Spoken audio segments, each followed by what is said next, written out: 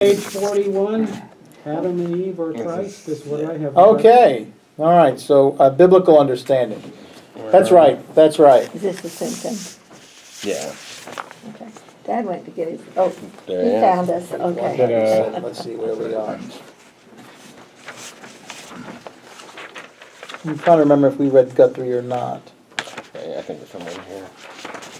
We probably did. Yeah, same one. It's a small paragraph. We can. All right. So what we're doing is we're going through a study on. It's Shirley Guthrie's book, Christian Doctrine, and Shirley was a theologian who he taught at my seminary down in Decatur, and so it's a theological study. It's a Reformed theological study. So it's our theology of the Presbyterian Church. And so our section right now is the doctrine of human beings, who we are. And we've been kind of, and in Guthrie fashion, he'll list things, he kind of goes down a list, and it's kind of like an exclusion. So he'll say, here's what we're not. Here's what does not make us human, right? And so he says, okay, we're created in the image of God. Is it because we're rational beings? And Guthrie would say, well, no, that's not it. Is it because we have a soul? And he said, no, that's really not it. What about our moral capacity? No, that's really not it. We have power and dominion over creation. And Guthrie says that seems to cause more problems for humanity than anything. And so now Guthrie finally gets on page 41 a biblical understanding of who we are, right? What humanity is. And so last time we read a small paragraph on biblical understanding. And so the point number one, and this is where I think we left off last week, I remember now, Don, is Jesus as true human being in God's image. So when we'll do just a little recap.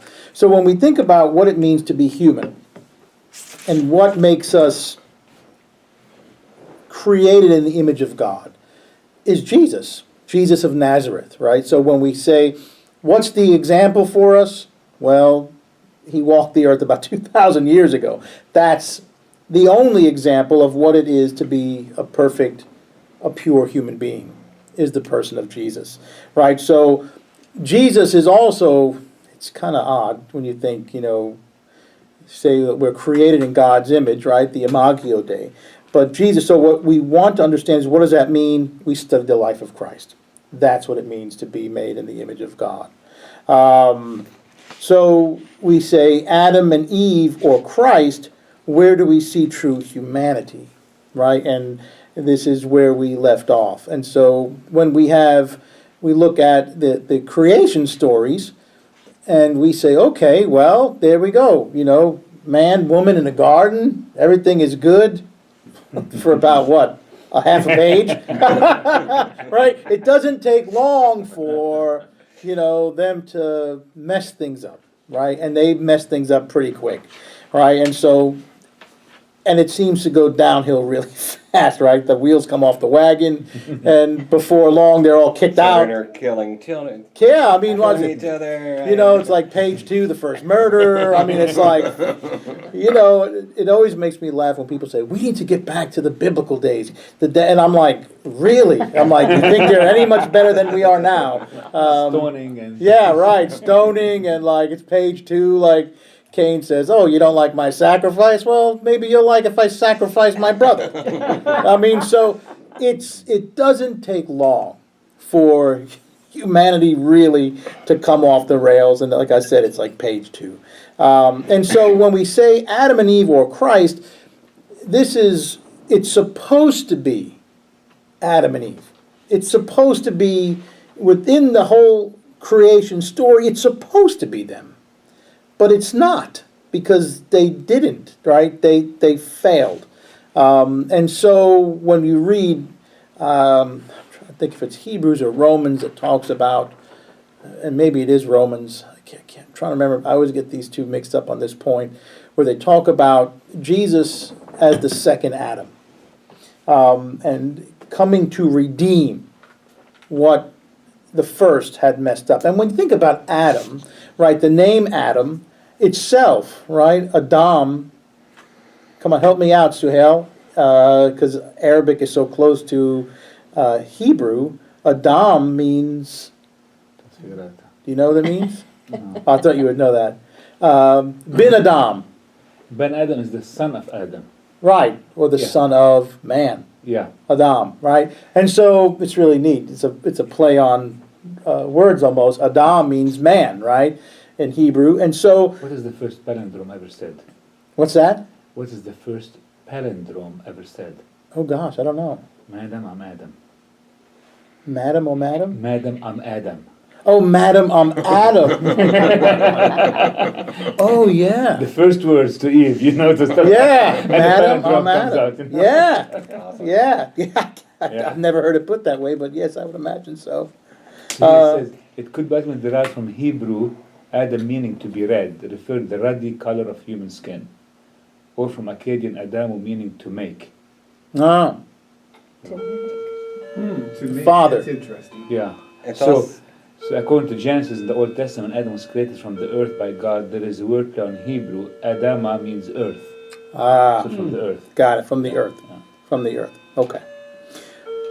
All right, so what does it mean to be created in the Imago Dei, the image of God? What does community have to do with anything? So we're going to go to Guthrie and hear what Guthrie has to say about this. All right. It is because God is a God who seeks community with us and wills that we live in community with each other that God created us as male and female. To be male or female means that we cannot find our humanity in isolated, autonomous individuality. We can find it only in fellowship with another and with others outside of and different from ourselves. Human beings differ from other animals when they are different, in that this orientation towards others is not purely instinctive or automatic, but freely chosen and personal. It is first of all a personal relationship between human creatures and their Creator, in which there is mutual openness to speak and to listen, ask questions, give answers, love and receive love in return. And it is a similar relation between human creatures themselves, as God is spontaneously and freely with and for us, so we are created to be spontaneously and freely with and for one another. The humanity we see fulfilled in Jesus, in other words, is the same humanity God originally intended and still intends for all human beings. It is a humanity that uses whatever intellectual, spiritual, moral, or physical powers we possess in and for the sake of fellowship with God and our fellow human beings. In the rest of this chapter, we will investigate in more detail what such a humanity in God's image looks like. So, Adam and Eve have this capability or the potential to do it, but they don't, right? And so this is where when Christ comes, right, Christ is called sometimes the second Adam, right? The one to restore what creation should have been. And so that's part of it. The other part is community. Last week in the sermon, was it last week or the week prior? I'm trying to remember what the scriptures were. There is no lone wolves. You cannot be outside of the church. Now, Protestantism does not go as far as Roman Catholicism and says theologically that there is no salvation outside the church. But there is something very powerful in this concept to say that Christ created a community. This is the vehicle, this is how we are supposed to be. We are to be part of this community, which is the church, right? So it's the Catholic Church, the universal church, but it's the local church, right? We must belong to a church, right? Because within this community is where we learn, where we are connected, right? It is a communal thing. It's not an individual thing. So the community is huge. It is huge because possibly we are all creatures that are affected by this broken condition, that the church helps and supports us along the way, right? So Jesus is this example, right? So the humanity fulfilled in Christ is the humanity that God had intended. And because Adam and Eve failed, because the ancient Hebrews failed, and everyone else, right? I'm not pointing fingers. It's all of humanity that tanked. Jesus comes to help us find our way, right? And I love that the early church was simply called the way, right? It followed the way, the teachings of Jesus, right? And so we do have the illustration, right? We do have the answer. How do we find what it means to be created in the image of God? Christ, right? And that's it. That's what it means. That's what it means. So Christ comes to grant us salvation, but Christ comes also to teach us how to be human. You know, if it's all about salvation, why would he have taught for 3 years? I mean... That's what you said in the sermon. I like that. Yeah. It was all about salvation. Why teach for 3 years? Why teach for 3 years? Yeah, right? Our home is here. Our home is here, right? And Jesus talks about and we think about the new kingdom, right? We always talk kingdom come, kingdom. Jesus talked about when my kingdom, when my Father's kingdom, and it's a restoration, right? It's a bringing back. It's Christ taking back and restoring what was meant to be, right? It's this restoration, and so it's this restoring creation and bringing it to where it was supposed to be. So it's multifaceted, but our answer lies within Christ. That's it. If you want to know what being created in the image of God, we look to the person of Jesus of Nazareth. There is no other clear answer. Christ is the perfect revelation of God, but Christ is also what it is to be human. So, as Thomas à Kempis said, it's the imitation of Christ. If you want to know how to live, you imitate him, and you're solid. And you're solid. I mean, think about it. We have all the answers. It's getting to work. It's doing it, right? Mm-hmm. When the person comes to Jesus and says, hey, how do I, what must I do for salvation? And Jesus, well, I follow the commandments. And Jesus does not correct him. The guy obviously sounds like he's on the level. And then Jesus says, okay, I think this is which is the greatest of the commandments. And then Jesus says, okay, I'll give you 2. These are the greatest commandments. He quotes the Shema, Deuteronomy 6:4, to love your God like no other, right, with all your heart, soul, strength, body, and to love your neighbor as yourself. These are the 2 greatest commandments. And he said, on these 2 you can hang all of the laws and all of the prophets.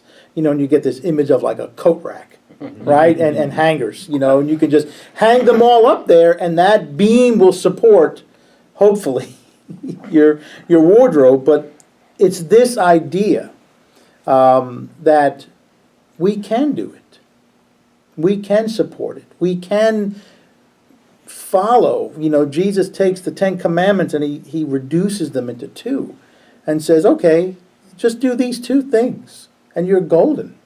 And it doesn't make it any easier, right? But everything is laid out in front of us. It's not like there is this great secret, and this is my greatest beef with the Gnostics, who felt that they had all of these hidden secrets about Jesus, and it's really not secretive. So, like when you look at the Bible, it's Jesus lays it out. If someone asked him a question, Jesus didn't say, "Oh no, you can't handle it." No, he would say, "Okay, do you want to know how? This is how you do it." Now, whether you're willing to put the effort into it or not, that's it's on you now, right? So we do have the answer. So when we think about being created in the image of God, it's all about Christ. It's all about Christ. All right, any questions before we move on to the next section? I just finished reading a book called The Column of Fire by Ken Follett. Okay, man, he's one of my, I like historical fictional. Yeah, yeah, I do too. And, this deals with the second of the 16th century, and a lot of it has to do with Protestants, Catholics, The fighting. and the Inquisitions and humanity, and all that stuff was done. And then you got the Crusades, you got all this, you got Sure. religion. There's just a lot of, and today, controversy about Sure, whose sure. religion is the Yeah. best. Yeah. Unfortunately, when you think about Christianity, it was never really meant to be in the hands of the powerful. It wasn't meant to be something that merged with government. When you think about, and I'm not saying that, people in government shouldn't be impacted by their faith. That's not what I'm saying. But what I'm saying is, whenever you see Christianity or religion at whole merge with a government, we see bad things happen. You think about Christendom, you think about Europe, when Christianity, and kings and monarchs would say, I rule with divine right because Jesus put me here. Right. Well, who could argue with that, right? And so you have these, You better not. right, exactly. You end up in an Iron Maiden, right? So you have all of these, and it's not just, one isolated incident. Right? No. Think about what you're talking about. You talk about the Crusades, you mentioned the Inquisition, and this is how, so when you think about Jesus' message, it is about as far as you can get from the concept of an Inquisition or a crusade. If you want to, bring Christianity to a region, there's a way to do it, and there's a way not to do it. And swords and cannons are not the way to do it. When you think about Jesus as he's being arrested and Peter lops off Malchus's ear to defend his friend, and Jesus says, ooh, I don't roll like that. And then he heals his ear, which I always want, talk about historical, I would love to see a historical fiction on the life of Malchus after that event, because he just disappears. And here's a guy that gets his ear cut off, and Jesus puts it back on, and you're just like, well, what happened to him? I'm sure, did he become a follower? I would. That would sell me pretty fast. So unfortunately we He's see... looking for a hearing aid. I just can't Yeah. hear it. I can't hear. So unfortunately, when we think about humanity, there's so much blood within church history. And I've read a quote from a text that more blood has been shed in the name of Jesus Christ than... than during the Third Reich. It's just that, and that's a very sad figure. That's a figure that shouldn't be. When you think about, we think of Jesus as the Prince of Peace, as this person who inspires people to be compassionate and to be loving. I think there has been some gross negligence on the part of the church throughout history, and we shouldn't shy away from that. We shouldn't say, oh well, that was the church then, but we embrace the church as the church. It is our history. We can't say that, well, it was them. No, it's our history, and we shouldn't forget it. We should be reminded of it, and to say that we should be better. And so when you think about this whole concept, and this merging of Christianity and power, this is not just a modern, this doesn't come in the Middle Ages, this comes in pretty quick. As Constantine brings the church out of the catacombs and says, he first makes it a legal religion, then he makes it the official religion of the Roman state. So this happens very early on within church history. The late 300s. I think it's 381. I'm trying to remember the Council of Nicaea, where it becomes the official religion of the Roman state. So it happens very early. It happens very, very early. The benefits of it, that Christians are no longer hunted, or they no longer have to worship in a cemetery, but it has its other drawbacks, right? And so there's nothing is perfect. There's no perfect model, but this whole concept of merging power with Christianity has been has never worked out. There's always my favorite bumper sticker. When I see it on the road, it always makes me chuckle, but it's true to me. It says, the last time we mixed religion and government, we burned women at stakes. And it's just like, yeah, it's kind of true. So again, I stress that what I'm not saying is that I think that we should be influenced by our faith as we govern, right? I think that's a good thing. But to actually merge it and to use the church and wield it as a weapon of power, that's another thing. That to me is where I feel a huge breakdown lies. And so, yes, you are correct. It's a very dark when you think of it that way. All right, fellowship with God. And I'm going to open up with a small paragraph from Guthrie. And as you know, Guthrie can have large paragraphs and small paragraphs. All right, fellowship with God. Truly human community among human beings is a fellowship of equal partners.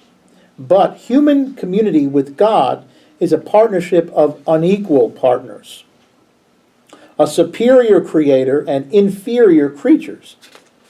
Some have believed that we can assert human dignity and freedom only if we rebel against this above-below relationship and assert our independence from God. But let's look at what it means when we remember what it means for us to be creatures of the image of God. All right, so Guthrie opens up by saying true human relationships, right? True human community among human community is being a fellowship of equals, right? And when you think about like the framers of our own a nation, right? They had these ideas of it, and it didn't start out that well. And there's always going to be this fight for people who feel they're not equal, right? But this is what Guthrie starts out with saying: for humanity, there needs to be this equality. We need to feel that we're all on the same playing field when it comes to being human. But Guthrie says the mistake is when we think about our relationship with God, because there is not this equality there, right? You have a superior creator and an inferior creation, right? And sometimes it even stings us to think about that. Well, what do you mean?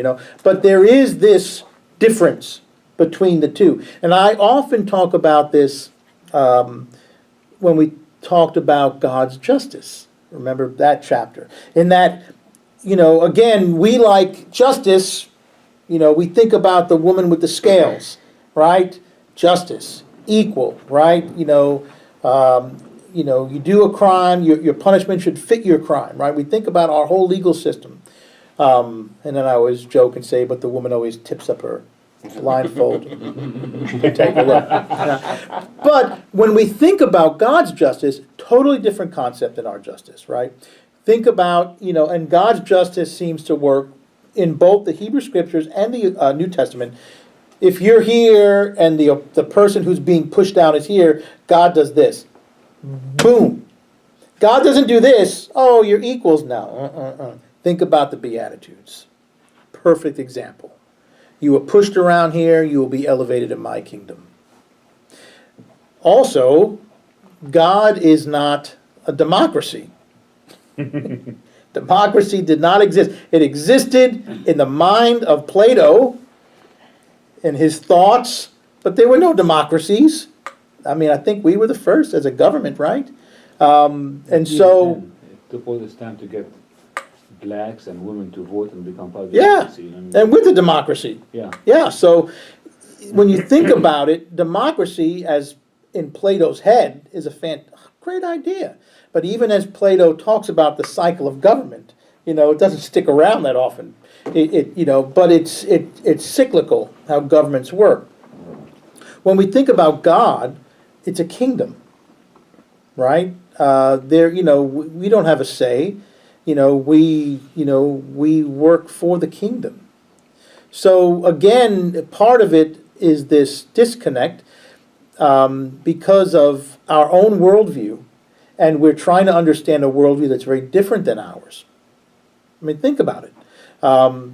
We have not been ruled by a king since we signed our declaration of war and said, get out.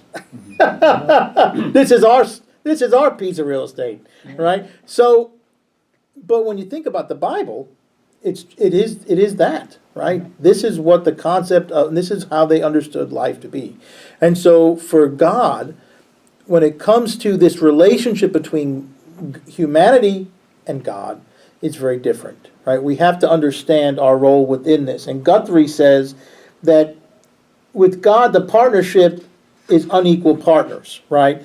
It is this, God is superior and we are inferior, right? We are not equals to God, right? We're not little godlets, right? Just because we're called children of God doesn't mean, that God is Zeus and, well, you could be Hera and, and you could be Poseidon and it doesn't work like that.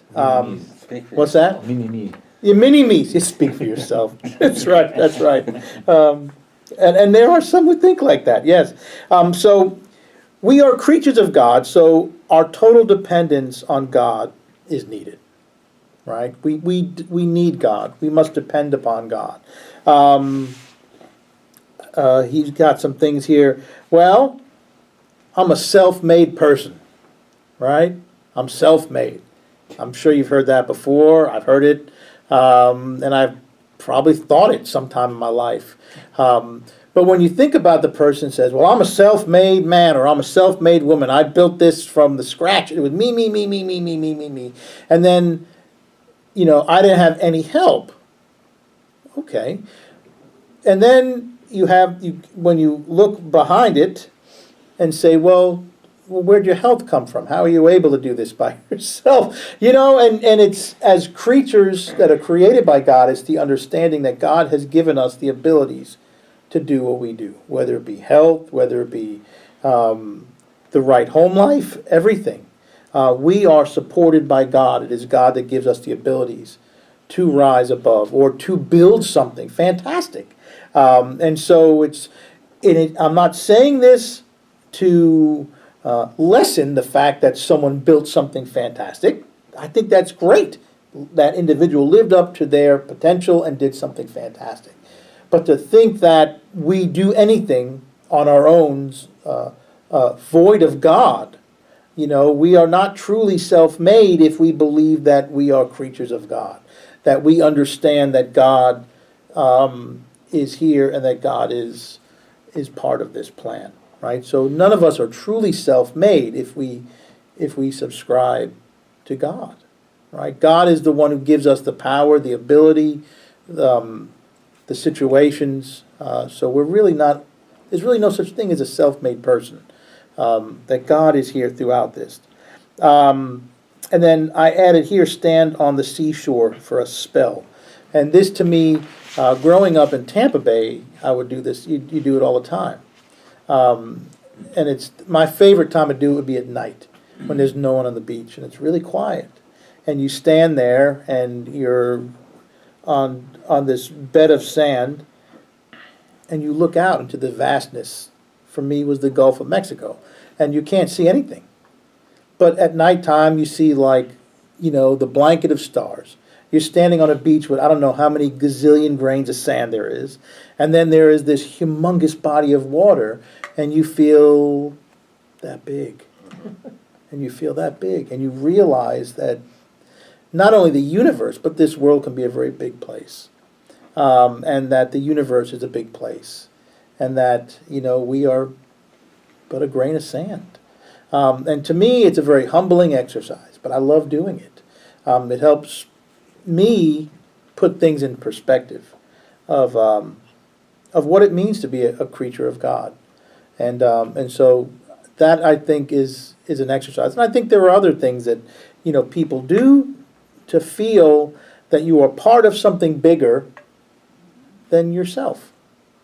And that's good. And I think it's good, at least, as an exercise to think about. Yes, we are loved by God as a community, as an individual, and yet we are this small piece of this gigantic tapestry, which is creation.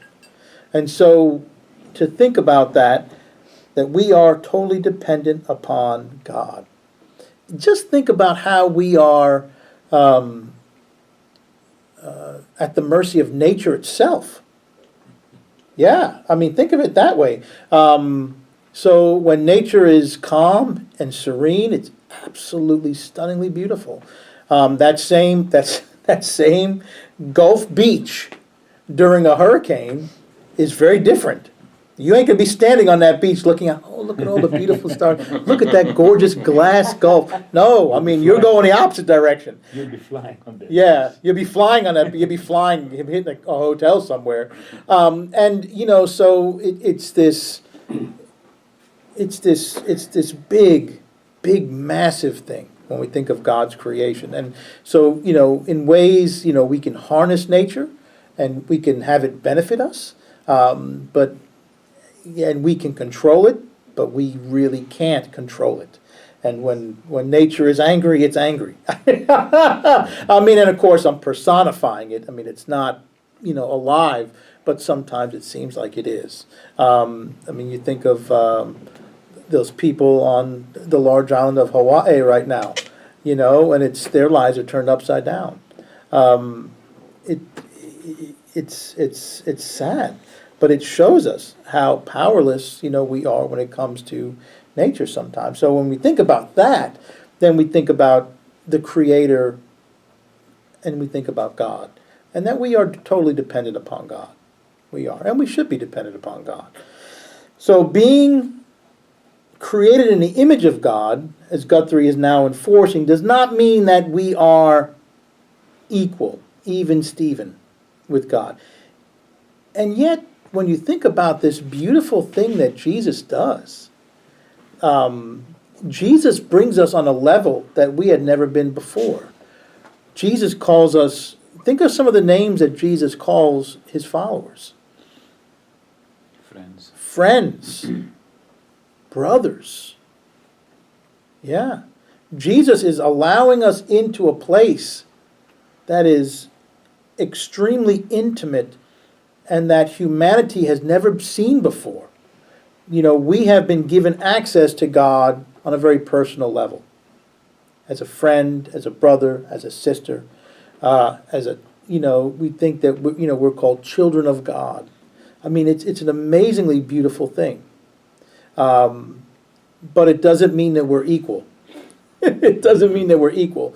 But it does mean that we've been given access. And when I use a term intimate, of course, it's not intimate as we would think of intimate.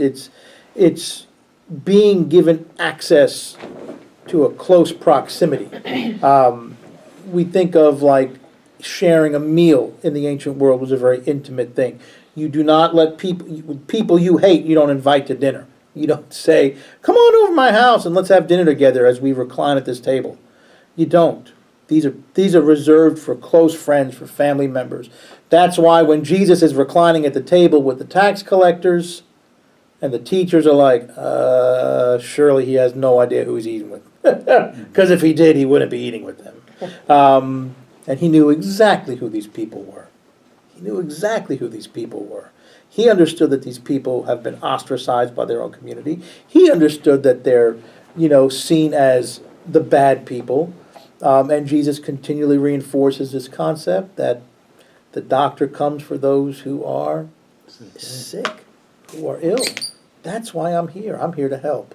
I'm here to make these connections. And so, yeah. All right. So, creatures in the image of God is a partnership with God. And so this will build off what I just talked about. It is more than depending and obeying, it's relational, right? And so this is, yes, we are to depend on God. Yes, we need to obey God, but it's more of a relational concept, right? It's being given the access that Jesus gave his followers, and by calling them friends, by calling them brothers, right? These are terms where, here you have this concept of a God, and as I think about, how my grandparents understood God, and it's this God is watching you, it's kind of like, don't do anything bad, and it's like, it's reinforcing this idea that God is like Zeus sitting on a mountaintop like, oh, I didn't like that, time to hurl down a few lightning bolts. But it's this, Jesus breaks down this concept that God is this faraway being and says, I am here with you. You are my friends. You are my brothers. I will now do what? I will wash your feet. I don't know if you think about that often, how powerful that act was before the Last Supper. God got on his knees and washed the feet of his followers. Think about that. Think about how powerful that is. And it's not just that God is doing this to be, to prostrate God's self to God's followers, but it's to teach a lesson. God is doing this for Peter and John and all of the rest of the disciples so they will do it to each other. You do this for each other. I'm here to serve and to teach you to do what? Serve. To teach you to serve. Right? And that's the whole thing of the church. We're not here to be served. We're here to serve. Right? And so you get this disconnect from Peter at first. And I don't doubt, I love Peter. I think Peter is as human as they come. And without Peter, we wouldn't have these wonderful teaching moments. It's kind of like Peter opens up the commentary, So without Peter saying, whoa, no, you don't wash my feet, I wash your feet. And it's like Jesus saying, well, then you can't. This is, I have to do this. And then Peter says, well, then wash my whole body. No, you take a bath on your own time. I'm just here to take the dust off your feet. But it's, so with Peter, it's all or nothing in either direction. I love him. He is a lesson in humanity. He is us. And so, but it's this disconnect. It's no way. You're God. You can't wash my feet. Sure I can. If you want to follow, you're going to have to let me do this. Because you're going to have to do this for others. And if it's not just a physical act, it is this symbolic, metaphorical act. So you metaphorically and symbolically will now, your life will be serving others. That's your life now. And this is why you follow me. And this is what you have chosen. Or this is why I chose you. And so that's what Peter had to get past, right? And so it's this concept. It's relational, right? It's relational. It's building everything that Jesus did with people. It's building relationships. It's connecting. It's connecting. Jesus doesn't run around and say, you will follow me, or you will see me as the bread of life, or you will simply burn in the pits of hell. He doesn't say that. Jesus connects with people. If someone needs a healing, Jesus will heal them. Right? Think about as he is preaching and teaching and realizes the hour is late. My gosh, these people have to be starving. And I just, send them out. We don't have the food. Send them away. Tell them to go to McDonald's and then tell them to come back for the second part of your sermon. He doesn't say that. They're hungry, feed them. And then they'll be ready to listen some more. Jesus connects with people. He builds relationship with people. No one is a number, right, for Christ. It's making these connections. And so when we think about the church, it should be the same. When we think about humanity, it should be the same. It's all relational. And that's to me, in my opinion, what it's all about. It's about building relationships. So, yes, God is above us, but when we think about this relationship with God, it's making these connections. It's relational connections. It's connecting, it's being a follower of God, it's loving God, not because we're afraid, not because we must obey, it's because we have this relationship with God. Right? And this is appropriate, for Mother's Day, right? We love, right? We love because God loves us, and God cares for us, right? And so we shouldn't love out of fear. We should never love out of fear. Respect, yes, but not to be afraid. Not to be afraid, okay, I'm going to misstep once and I'm going to get fried with a lightning bolt, right? As the ancients believed. We joke about this, but the Greeks and the Romans, that's how they saw their deities, as many people saw their deities. Angry gods. Angry gods. And, if the crops are growing right, okay, Sirius is happy right now. And if the crops all die from a blight, we did something. You got to go make a sacrifice in the temple because she is angry. And that's it, angry gods. And Jesus comes and totally destroys that model and destroys this concept and You introduces. don't have to go back that far. Some people, in recent times, Oh yeah. Jonathan Edwards, Sinners in the Hands of an Angry God. Yeah. What's that? Yeah. He was a preacher back in New England. Okay. And I want to say Jonathan Edwards was Presbyterian too. I think he was. I think he was Congregationalist. Was he He might have been Presbyterian. Well, congregation, it's all the same. Congregationalists, as the Presbyterians hit the shoreline, those from New York South became Presbyterians, and all those who went to New England became Congregationalists, but we all come from the same cloth, right? We're just cut in half. So anyway, all right, so next week we'll start with human life in community, and we'll see y'all in worship.